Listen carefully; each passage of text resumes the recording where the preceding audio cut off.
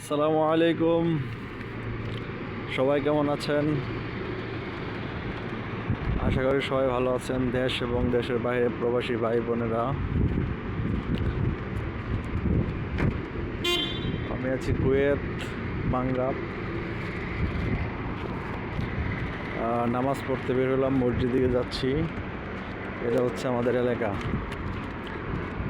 আর ইউটিউবে ফেসবুকে আমি নতুন একেবারেই, তার জন্য সুন্দরভাবে কথা বলতে পারতেছি না, বা কথাগুলো গুছায় বলার চেষ্টা করছি আর কি।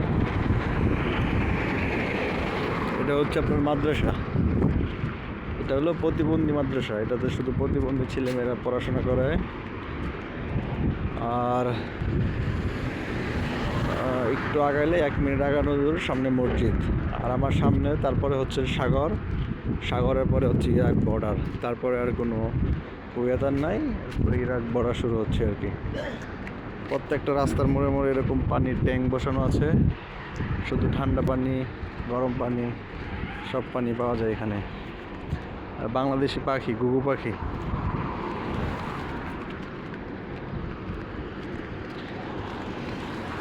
আর এদেশে একটা সমস্যা আপনার, ওই এখন কেবলমাত্র 3টা বাজে। 3টার দিকে আসর আজান দেয়।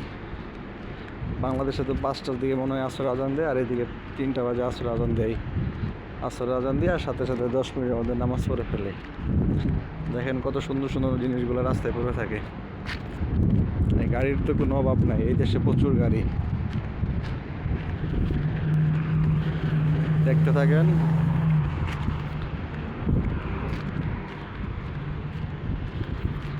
খেজুর গাছ লাগানো আছে, প্রত্যেকটা বাসার সামনে সামনে খেজুর গাছ লাগানো। আর এই যে হলো রাস্তা। আর আমি মসজিদে চলে আসছি।